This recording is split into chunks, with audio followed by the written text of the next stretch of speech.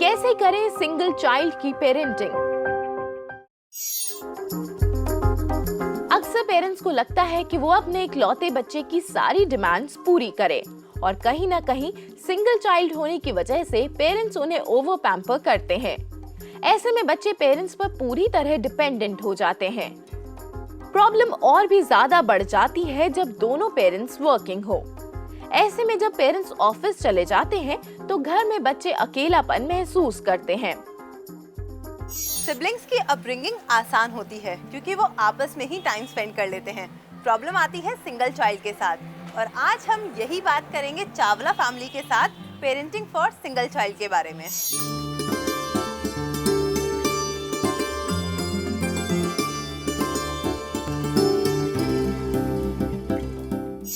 आज हम बात करेंगे पेरेंटिंग फॉर सिंगल चाइल्ड और इस पर बात करने के लिए हमारे साथ है चावला फैमिली।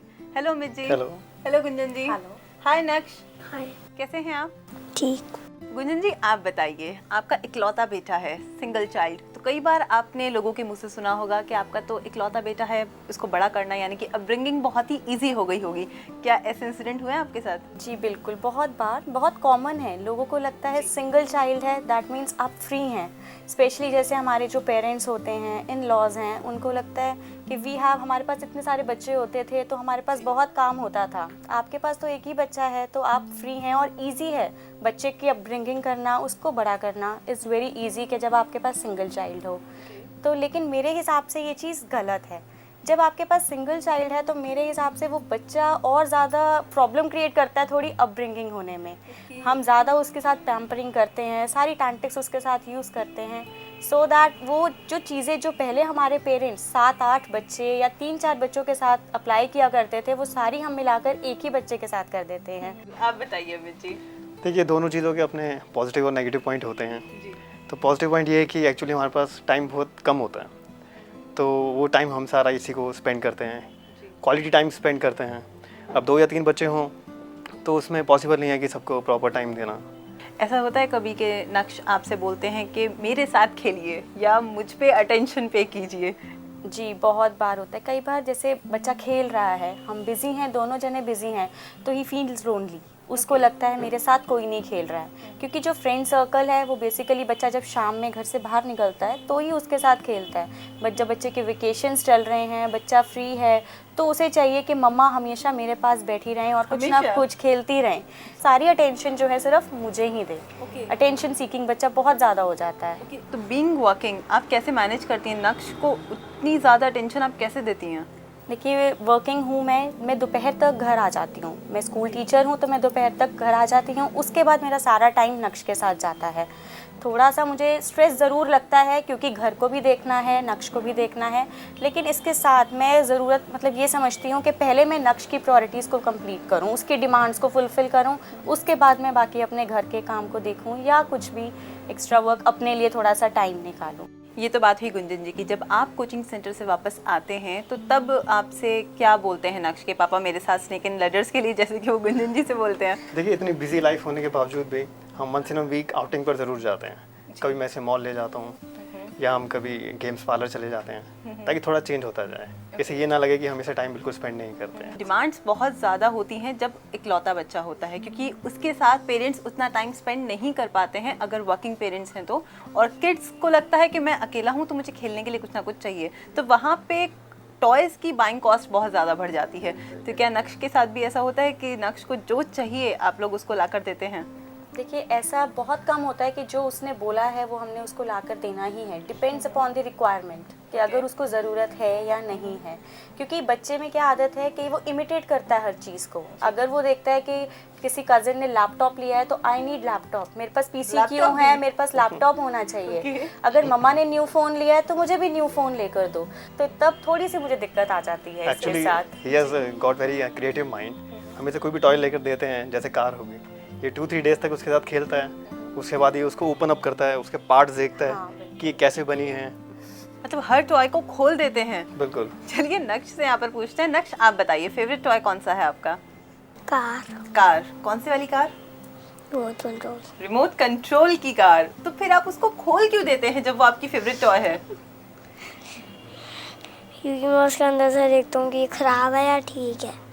ओके, अंदर से देखना भी पसंद करते हैं कि खराब है या ठीक है। टाइम ड्यूरेशन कैसे स्पेंड करते हैं आप नक्श के साथ? कितना वक्त होता है जब नक्श आप दोनों के साथ खेलते हैं या सिंगल सिंगल आपके साथ खेलते हैं? 1 o'clock तक ये स्कूल से आ जाता है। मैं 2:30 जाता हूँ काम पर, तो 1 hour में इसके साथ स्पेंड करता हूँ अच्छे से। इसके साथ थोड़ी गेम्स खेल लेता हूँ, इसको कूल रखता हूँ। उसके बाद फिर मैं चला जाता हूँ, तो उसके बाद मामा हैंडल करती है। मतलब नक्श कभी भी अकेले नहीं रहते हैं, कोई ना कोई उनके साथ में ज़रूर होता है। हाँ जी। जी बिल्कुल, कोशिश यही रहती है कि नक्श के साथ या मैं हूँ या ये हूँ, कुछ तो हो, कोई उसके साथ उसका फ्रेंड सर्कल हो। लेकिन नक्श के केस में एक चीज़ और भी मैंने नोट किया है कि अगर ये अकेला भी होता है तो ये उसमें भी बहुत हैप्पी होता है। आपके कपड़ों की शॉपिंग कौन करता है? आप खुद करते हैं? पापा। करते हैं। पापा करते हैं। और चूज आप खुद करते हैं कि आपको कौन सा पहनना है? He is very choosy। कपड़ों का राइट नक्श के पास है, वो खुद ही डिसाइड करते हैं इन्हें क्या पहनना है। तो जब कभी ऐसी सिचुएशन आती होगी कि नक्श ने कुछ चूज़ किया है पहनने के लिए और आपको वो पसंद नहीं आया है या फिर वो बहुत ज़्यादा महंगा है, तो वहाँ पर आप किस तरह से बैलेंस करते हैं, किस तरह से नक्श को मनाते हैं? देखिए, पहले तो ये राइट जो नक्श को कपड़े चूज़ करने का ये मैंने दिया नहीं है, ये उसने अटेंड कर ही लिया है कि अब मैं बिग हो गया हूँ। वो उसका ये जवाब होता है कि मैं आपको बताता हूँ क्या पहनो और क्या नहीं पहनो, तो मैं भी अपनी चॉइस से पहनूंगा। और सेकेंडली, जब ये चूज़ कर लेता है तो कई बार ऐसा होता है कि मुझे वो चीज़ अच्छी नहीं लग रही है या मुझे लगता है कि इस पे सूट नहीं करेगा या एक्सपेंसिव बहुत ज़्यादा होता है, तो तब बहुत ज़्यादा प्रॉब्लम आ जाती है और ये अटक जाते हैं बच्चे, स्टबर्न हो जाता है उसी बात पे कि नहीं, आई वांट दिस, मुझे ये चाहिए ही चाहिए। तो कई बार क्या होता है कि मुझे उसको कॉम्पेंसेट करने के लिए कि अच्छा आप इसकी जगह ये ले लो और साथ में एक चीज़ और ऐड कर लो, एक टॉय ले लो या हम घूमने चलेंगे, मतलब कुछ ना कुछ कंपनसेशन मुझे वहाँ पे उसके लिए ऐड करना पड़ जाता है और कई बार तो मुझे उसकी बात माननी भी पड़ जाती है। और आप बताइए अमित जी, शॉपिंग पे जब आप जाते हैं नक्श के साथ, तो क्या आप भी नक्श की जिदें मान लेते हैं, सब पूरी कर देते हैं? वैसे ही जब भी मतलब जिद करता है किसी चीज़ की और हमें इसे पूरी करनी पड़ती है, तो हम इसको थोड़ा लालच दे देते हैं कि घर आकर हम आपको चॉकलेट ले देंगे ओके। या कुछ गिफ्ट ले देंगे, तो ये मान जाता है। जी, यानी कि ये भी एक टिप है जो अभी अमित जी ने बताई है कि अगर आपके बच्चे यानी कि आपका ओनली चाइल्ड किसी चीज़ को लेके स्टक हो जाए, अटक जाए वहीं पर और जिद करने लगे कि मुझे यही चाहिए, तो आप लालच देकर उसका माइंड थोड़ा सा डाइवर्ट कर सकते हैं। यहाँ पर हम लेते हैं एक छोटा सा ब्रेक के बाद हम आपको दिखाएंगे हमारी चाइल्ड साइकोलॉजिस्ट ने क्या कहा है। आप देख रहे हैं पेरेंट्स की पाठशाला और आज हम बात कर रहे हैं पेरेंटिंग फॉर सिंगल चाइल्ड के बारे में चावला फैमिली के साथ। गुंजन जी, आप बताइए, कभी नक्श ने आपसे ऐसा कहा है कि मामा मेरा कोई बड़ा भाई होना चाहिए था या छोटा भाई या बहन होनी चाहिए थी, इस तरह की कोई डिमांड कभी नक्श ने आप लोगों के सामने की है? देखिए, पहले ऐसा था कि we are in joint family.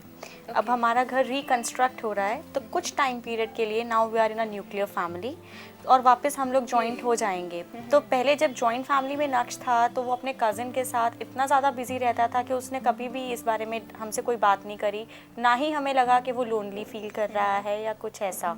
But now जब मैं आपको बता रही हूँ कि we are a nuclear family from past 2-3 months, तो अब मुझे ऐसा लगता है कि वो लोनली फील कर रहा है। अब उसको वो मिस करता है अपने कज़न को या अपने ग्रैंड पेरेंट्स को, तो उसको लगता है कि नाउ मेरे साथ कोई होना चाहिए था। Now he is feeling lonely, लेकिन अभी तक ऐसा जो उसने कुछ ऐसा मुझे डिमांड नहीं किया है कि मुझे फैमिली में चाहिए। इतने सारे ब्रदर्स एंड सिस्टर्स होते होंगे तो ये डिमांड तो नक्श बिल्कुल भी नहीं करेंगे, क्योंकि इतने सारे लोग, इतनी सारी चहल पहल होती है जॉइंट फैमिली में। आप क्या कहेंगे अमित जी? बस यही, जैसा इन्होंने कहा कि ये फॉर द टाइम पीरियड थोड़ा सा लोनली फील कर रहा है, उसके बाद हम वापस जॉइंट फैमिली में ज्वाइन कर लेंगे तो ऐसी प्रॉब्लम नहीं आएगी, तब ये लोनली फील नहीं करेगा। नक्श जब स्कूल जाते हैं तो वहाँ पर किस तरह से इंटरेक्ट करते हैं और बच्चों के साथ? नक्श जब स्टार्टिंग में स्कूल गए थे, प्ले स्कूल जब उन्होंने ज्वाइन किया था, तब मुझे ये बहुत कंप्लेंट मिलती थी कि नक्श बात नहीं करते हैं, किसी बच्चे से इंटरेक्ट नहीं करते हैं, टीचर से बात नहीं करते हैं। बट ग्रेजुअली जब धीरे धीरे वो हैबिचुअल हो गए स्कूल जाने का, उसको आदत हो गई है, now he is very comfortable. अब मुझे कंप्लेंट्स मिलते हैं कि ही इज़ वेरी टॉकेटिव, उसके इतने फ्रेंड्स हैं, वो सारा दिन बातें करता रहता है, पढ़ाई में ध्यान नहीं देता है। तो स्टार्टिंग में मुझे थोड़ी सी दिक्कत आई थी, बट नाउ अब धीरे धीरे जैसे बड़ा हो रहा है तो अपने आप उसके अंदर चेंजेस आ रहे हैं और वो बहुत ज़्यादा एक्सट्रोवर्ट कह सकती हूँ मैं कि बनता जा रहा है। आप बताइए नक्श, मामा ने कहा है कि आप थोड़े से टॉकेटिव हैं, क्या ये बात सही है? सही है। तो आपका बेस्ट फ्रेंड कौन है? अमत्या। अमत्या आपका बेस्ट फ्रेंड है। और फेवरेट टीचर कौन सी है आपकी? हांडा में। Honda ma'am. Honda ma'am. आप बताइए अमित जी, गुंजन जी ने कहा कि थोड़े से एक्सट्रोवर्ट है नक्श, तो क्या? प्ले स्कूल से ट्रांसफर हुआ था मेन स्कूल में, तब थोड़ी सी प्रॉब्लम आई थी इसके साथ। तब मतलब ये टॉकेटिव नहीं था उस वक्त, थोड़ा मतलब कॉन्फिडेंस लूज़ कर दिया था, क्योंकि सारा एनवायरनमेंट इसका चेंज हो गया था, स्कूल चेंज हो गया था, टीचर्स चेंज हो गए थे, फ्रेंड्स चेंज हो गए थे। तब ये कहता था कि पापा मुझे स्कूल नहीं जाना। पेरेंटिंग फॉर सिंगल किड के साथ कभी कभी ये थोड़े बहुत इश्यूज होते हैं, इंटरेक्शन करने में उन्हें थोड़ी बहुत दिक्कतें ज़रूर होती हैं। आइए अब आपको दिखाते हैं हमारी चाइल्ड साइकोलॉजिस्ट ने क्या कहा है पेरेंटिंग फॉर सिंगल किड के बारे में। Single child is being synonymous with being a very very precious child। तो अपने आप को आप एक बहुत ही स्पेशल चाइल्ड मानिए, क्योंकि आप हैं ही बहुत स्पेशल। अब इस स्पेशलनेस के साथ आपको ये ध्यान में रखना है कि आपने अपने रिलेशनशिप्स भी बहुत स्पेशल बनाने हैं, ताकि आप लोनली अपने आप को ना महसूस पाएं। अब अपने रिलेशनशिप्स आप अपने सेम एज के लोगों के साथ बना सकते हैं, अपने से छोटों के साथ बना सकते हैं और अपने से बड़ों के साथ भी बना सकते हैं। और मोस्ट इम्पॉर्टेंटली अपना एक स्पेशल रिलेशनशिप क्रिएट कीजिए अपने पेरेंट्स के साथ, क्योंकि आपके पेरेंट्स आपके लिए बहुत ही स्पेशल है। और वो स्पेशल टाइम और एनर्जी अगर आप अपनी लाइफ में लेके आएंगे तो ये बहुत ही होलिस्टिकली डेवलप रहेगी। एक छोटी सी सलाह, जब आपके पेरेंट्स आपके साथ हों तो आप उनके साथ एक अच्छा क्वालिटी टाइम स्पेंड कीजिए, जिसमें आप अपने थॉट्स, अपनी फीलिंग्स उनको एक्सप्रेस कर सकते हैं। या आप होमवर्क कर सकते हो या ये क्वालिटी टाइम स्पेंड कर सकते हो, तो चॉइस पूरी तरह से आपके ऊपर है। एंड लास्टली आप कोशिश कीजिए कि अपने लिए आप एक कंस्ट्रक्टिव डेली स्केड्यूल बना लीजिए, जिसके अंदर आप वो सारी चीज़ें कर सकते हैं जिससे कि आप अपने आप को फुली ग्रो कर सके। आपकी हॉबीज़ हो सकती हैं, आपकी एक्स्ट्रा करिकुलर एक्टिविटीज़ हो सकती हैं और आपके स्पोर्ट्स हो सकते हैं। Very well said. तो नक्श से हम पूछते हैं क्या वो अपना होमवर्क खुद करते हैं? बताइए नक्श। मैं खुद करता हूँ। आप खुद करते हैं, मम्मी पापा की हेल्प नहीं लेते हैं? और मम्मी पापा के घर आने से पहले आप अपना होमवर्क कंप्लीट कर लेते हैं ताकि आप उनके साथ खेल सकें, अच्छे से टाइम स्पेंड कर सकें? और जब कभी मम्मी पापा थके होते हैं और बोल देते हैं कि ठीक है नक्शु हम आपके साथ नहीं खेल पाएंगे, तब आप क्या करते हैं? तो मैं अपने टॉय से खेलता हूँ। आप टॉयज के साथ खेलना शुरू कर देते हैं। गुंजन जी, कई बार ऐसा होता है कि बच्चे थोड़ा सा लोनली फील करने लगते हैं, सिंगल किड की अगर बात करें तो, क्योंकि मम्मा पापा थोड़ा सा स्ट्रेस्ड आउट हो जाते हैं ऑफिस से आने के बाद, क्योंकि वर्क का प्रेशर भी होता है, वहाँ पर वो प्रॉपर अटेंशन नहीं दे पाते हैं बच्चे को। तो उस सिचुएशन को आप कैसे मैनेज करते हैं? देखिए, हम अपना स्ट्रेस कभी भी इसके सामने शो नहीं करते हैं। हम मतलब we always keep smile in front of him, ताकि मतलब फॉर हिज सेक इस पर कोई ऐसे इफेक्ट ना आए, नेगेटिव इफेक्ट ना आए। देखिए और मतलब हमेशा ऐसा होता है कि happy parents can nurture a happy child. आप बताइए गुंजन जी। देखिए कई बार ऐसा होता है कि जैसे हम वर्किंग हैं और घर भी हमको देखना है और भी हमारे पास कई ऐसे इश्यूज होते हैं कि स्ट्रेस ऑटोमेटिकली आ ही जाता है। कोशिश हमारी यही रहती है कि नक्श के सामने हम उसको बिल्कुल भी शेयर ना करें, बट इन केस कि अगर हम बहुत स्ट्रेस्ड आउट हैं तो मैं ये कहूँगी कि ये हमें बहुत सपोर्ट करता है इस बारे में। इफ़ ही थिंक्स कि मम्मा का मूड ठीक नहीं है या मम्मा थोड़ी सी अपसेट है, तो ये ज़्यादा मेरे को फोर्स भी नहीं करता है कि नहीं आप मेरे साथ खेलो या कुछ भी। कंपनी हमेशा मिस करते हैं छोटे बच्चे, और खास करके अगर वो सिंगल किड हो तो कई बार ऐसी प्रॉब्लम्स भी सामने आती हैं कि जो सिंगल किड होता है उसे ग्रुप में थोड़ा अनकंफर्टेबल फील होता है, कि उसे इंटरेक्ट करना थोड़ा सा अच्छा नहीं लगता है औरों के साथ, क्योंकि घर में वो माहौल नहीं होता है, उन्हें अकेले ही रहने का मौका मिलता है। और एकदम से जब बाहर जाते हैं इतने सारे बच्चे लोग देखकर वो थोड़ा सा नर्वस भी हो जाते हैं, या फिर कह सकते हैं थोड़ा सा घबरा भी जाते हैं। क्या कभी कोई ऐसी प्रॉब्लम आई है?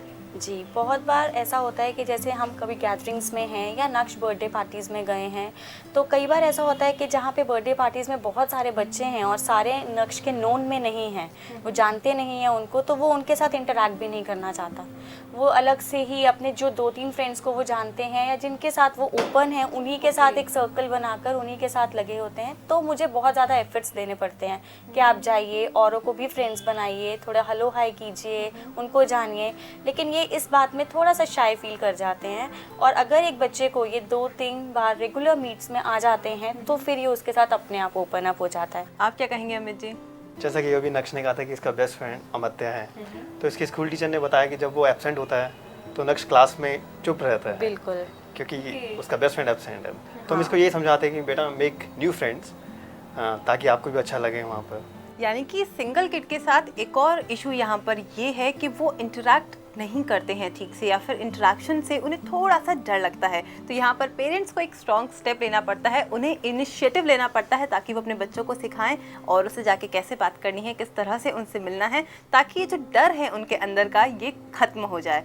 अभी हम लेते हैं एक छोटा सा ब्रेक के बाद हम आपको दिखाएंगे हमारी स्पीच और साइकोलॉजिस्ट ने क्या कहा है।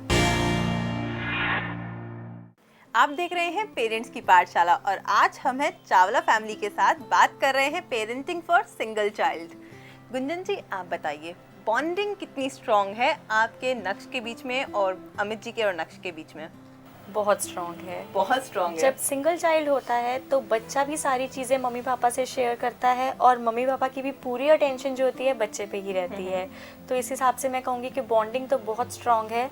मतलब मुझे ऐसा नहीं लगता कि नक्श कुछ भी चीज़ हमसे छुपाता है या हमसे शेयर नहीं करना चाहता।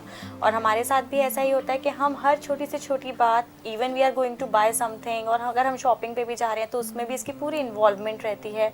हर एक चीज़ में इसकी पूरी इन्वॉल्वमेंट है और बॉन्डिंग उस वजह से बहुत स्ट्रॉन्ग है। जी, आप बताइए अमित जी।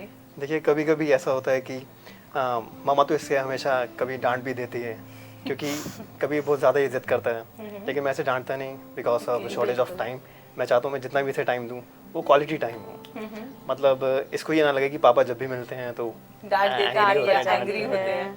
तो शॉर्ट टाइम होता है लेकिन प्यार से इससे मैं टैकल तो पापा के साथ बॉन्डिंग थोड़ी सी ज़्यादा स्ट्रॉन्ग है, ज़्यादा है। नेक्स्ट आप बताइए किसके साथ आप ज़्यादा अच्छे से टाइम स्पेंड करते हैं, मम्मी के साथ या फिर पापा के साथ? पापा के साथ। पापा के साथ। बहुत फ्रीक्वेंट जवाब दिया नेक्स्ट ने। मम्मा डांटती है इसलिए? डांटती है, पापा नहीं डांटते? तो डिमांड्स आपकी कौन पूरी करता है, मम्मा या पापा? पापा। वो भी पापा। मतलब जितनी भी क्वालिटी है वो सब पापा के अंदर है। मम्मा डांट देती है तो ये सब बातें मम्मा से नहीं करनी है। नक्श, ऐसा लगता है आपको? नहीं। कौन ज्यादा पसंद है, फेवरेट कौन है आपका? पापा? क्योंकि पापा डांटते नहीं हैं। पापा डांटते नहीं है। पापा के साथ घूमने भी जाते हैं आप? अरे वाह, मतलब सारी क्वालिटीज पापा के अंदर हैं और रिस्पॉन्सिबिलिटी सारी मम्मा के पास है। मम्मा को ही सब कुछ देखना है और टाइम स्पेंड करना है, गिफ्ट्स खरीदने हैं, टॉयज खरीदने हैं, वो सब पापा। लेकिन सारा क्रेडिट पापा के पास है। अच्छा, at the end of the day सारा क्रेडिट पापा के पास होता है। नेक्स्ट आप बताइए, कभी ऐसा हुआ है कि आपको कोई टॉय पसंद आया है और आप नहीं खरीद पाए हैं, उसको मम्मी पापा ने मना कर दिया कि नहीं आपकी चॉइस नहीं है या आपके लिए ठीक नहीं है? तो मैं अपने नानू के साथ ले लेता हूँ। अच्छा, ऑप्शंस भी है नक्श के पास कि अगर मम्मी पापा ने कुछ नहीं दिलाया है तो नाना नानी या दादा दादी तो जरूर दिला देंगे। बिल्कुल, बहुत ऑप्शंस हैं, बल्कि मैं ये कहूँ कि हम लास्ट ऑप्शन है इसकी। अगर उसकी बात बाकी लोग नहीं मानते हैं then he comes to us. वो आपके पास आता है। बिल्कुल, तब आता है कि मम्मा या पापा से, तब मैं अपनी बात पूरी कराऊंगा। और उसको मालूम है कि मेरे पास इतनी ऑप्शंस हैं कि जो मैंने बोला है वो मुझे मिलेगा ही मिलेगा। अगर एक नहीं देगा तो दूसरा तो देगा ही। यानी कि नक्श के पास बहुत सारे टॉयज हैं, बहुत सारी कार्स हैं जिनसे नक्श बहुत आसानी से अपना टाइम स्पेंड कर सकते हैं, खेल सकते हैं। एक और बात मैं आपसे पूछना चाहूँगी अमित जी, जब सिंगल चाइल्ड होता है तो उसके अंदर शेयरिंग की जो फीलिंग है वो कहीं ना कहीं थोड़ी सी कम होती है, क्योंकि घर में कोई है ही नहीं जिसके साथ वो शेयर करे। पेरेंट्स तो टॉयज में आके इन्वॉल्व नहीं होंगे और किड्स में कोई और उनके पास होता नहीं है। तो क्या नक्श के साथ आपने ऐसा कुछ कभी देखा है? जैसे कि आपको हमने बताया कि हमारी जॉइंट फैमिली है, तो ये सिचुएशन हमारे साथ ऐसी नहीं है। अगर नहीं होती जॉइंट फैमिली, अगर हम न्यूक्लियर फैमिली में होते तो ऑफ कोर्स हम भी 2 चिल्ड्रन जरूर करते हैं। यानी कि ये एक पॉजिटिव पॉइंट है जॉइंट फैमिली का। न्यूक्लियर फैमिली के साथ ये ड्रॉबैक है, अगर सिंगल चाइल्ड है तो वो कहीं ना कहीं थोड़ा सा लोनली फील करता है। उसको भी लगता है कि मेरा एक बड़ा भाई या छोटी बहन या फिर कोई साथ में होना ज़रूर चाहिए जिसके साथ मैं अपना टाइम स्पेंड कर सकूं। आइए अब आपको दिखाते हैं हमारी स्पीच और साइकोलॉजिस्ट ने क्या कहा है पेरेंटिंग फॉर सिंगल किड के बारे में। यदि आपके घर में एक ही बच्चा हो तो आप देखेंगे कि वो बच्चा स्वभाव से जिद्दी होने लगेगा। ऐसे बच्चों को क्योंकि अपने भाई बहनों का साथ, प्यार नहीं मिल पाता, इसलिए वो अपने माता पिता का ध्यान आकर्षित करने का प्रयास करते हैं। यदि माता पिता उनकी ओर ध्यान न दें तो वो बच्चे जिद करके कठोरता के साथ अपने माता पिता का ध्यान आकर्षित करने लगते हैं। यदि आपके घर में भी एक ही संतान हो तो आवश्यकता है कि आप पूरा ध्यान उस बच्चे पर दें, लेकिन उस बच्चे की हर जिद मानते हुए उसे जिद्दी मत बनाएं। प्यार से समझाते हुए उस बच्चे को अपने दूसरे कज़न भाई बहनों के पास लेकर जाएं, इस संसार में लेकर जाएं और उसके भीतर एक शेयरिंग की भावना को लाएं। जैसे जैसे वो बच्चा इस संसार के साथ शेयर करना सीखेगा, वैसे वैसे आप देखेंगे कि आपकी एक ही संतान हो, लेकिन वो संतान आगे चलकर आपका नाम रोशन करने वाली होगी। This is the most important thing. जब एक अकेला बच्चा घर में हो, यानी कि इकलौता बेटा या बेटी अगर घर में हो, टाइम ड्यूरेशन बहुत ज़रूरी है। कोई भी, चाहे फिर मम्मा हो चाहे पापा हो, टाइम उसके साथ कोई ना कोई स्पेंड ज़रूर करे। आप इस बात का कैसे ख्याल रखते हैं? आप बताइए सबसे पहले अमित जी। देखिए, जैसे स्कूल से आता है तो मैं उस वक्त घर पर होता हूँ, तो मैं इसके साथ गेम्स खेलता हूँ, और जब ये हार जाता है तो ये रोने लग जाता था पहले। ओके। अब मैं इसको ये हम काफ़ी इसको एनकरेज करते हैं कि पार्टिसिपेट करना चाहिए आपको, रिगार्डलेस ऑफ विनिंग और लूजिंग। ओके। तो अब ये अगर हारता है तो ये भी रोता नहीं है, ये मुझे कहता है कि पापा अब एक और गेम खेलनी है। आप बताइए गुंजन जी। जब मैं आती हूँ उसके बाद तो सारा मेरा टाइम, जो मैंने आपको पहले भी बताया, नक्श के साथ ही होता है। और मेरी कोशिश ये रहती है कि इसको मैं मोटिवेट करूँ कि जिन एक्टिविटीज़ में ये इंडल्ज नहीं करता उसमें भी इंटरेस्ट ले। हर एक एक्टिविटी, चाहे मैं ये नहीं चाहती कि ये बहुत बेस्ट बन जाए उस चीज़ में, बट ही शुड नो, इसको हर एक्टिविटी में इंडल्ज होना ज़रूरी है। ये एक बहुत ही इंपॉर्टेंट टिप है जो अभी गुंजन जी ने दी है कि अपने बच्चे को मोटिवेट करें, उसको डिसअपॉइंटमेंट से ओवरकम करना सिखाएं ताकि वो अपनी प्रॉब्लम से खुद ओवरकम कर सके। बहुत सारी बातें आज आपने हमारे साथ शेयर की, बहुत सारे इंसिडेंट्स, मोमेंट्स अपनी लाइफ के हमें बताए। बहुत बहुत थैंक यू इतनी सारी बातें हमें बताने के लिए। Thank you Amit ji. Thank you. Thank you. चलते चलते कोई टिप जो आप पेरेंट्स को देना चाहें जो इस वक्त आपको देख रहे हैं टीवी पर, स्पेशली फादर्स? देखिए, मैं सभी पेरेंट्स को ये कहना चाहूँगा कि बच्चे को कभी भी फिजिकली हिट नहीं करना चाहिए हमें। जी। उससे वो बच्चा अपना कॉन्फिडेंस लूज करता है, और हम अपनी रिस्पेक्ट भी उसकी नज़रों के सामने कम कर देते हैं। तो गुंजन जी, आप कोई टिप मदर्स के लिए? मैं सिर्फ यही कहूँगी कि जब आप बच्चे को डांट रहे हैं या गुस्सा कर रहे हैं तो एक बार सोचिए, अगर आप बच्चे होते, आप उसकी स्टेज पे होते, उसकी पोजीशन पे होते, तो आप कैसा करते। तो मेरे ख्याल से फिर कोई मदर बच्चे पे ज़्यादा एंगर या ज़्यादा अपना गुस्सा शो नहीं कर पाएंगी। बस यही कहना चाहती हूँ। यानी कि अपने बच्चे के सामने अपने गुस्से पर कंट्रोल रखें, अपना एंगर अपने बच्चों के सामने शो ना करें, क्योंकि कहीं ना कहीं ये उन पर बुरा असर डालता है। और नक्श, आप कोई सॉन्ग सुनाइए अपने फ्रेंड्स को जो इस वक्त आपको देख रहे हैं। जब लाइफ हो आउट ऑफ कंट्रोल तो होठों को करके गोल, होठों को करके गोल, सीटी बजा के बोल, ऑल इज वेल। मुर्गी क्या जाने अंडे का क्या होगा, लाइफ मिलेगी या तवे पे फ्राई होगा। अरे वाह, आपने तो बहुत अच्छे से गाना गाया है। बच्चों को एडवाइस दें, उन पर ऑर्डर ना चलाएं, क्योंकि ऑर्डर चलाने से बच्चा कहीं ना कहीं और ज्यादा जिद्दी हो जाता है।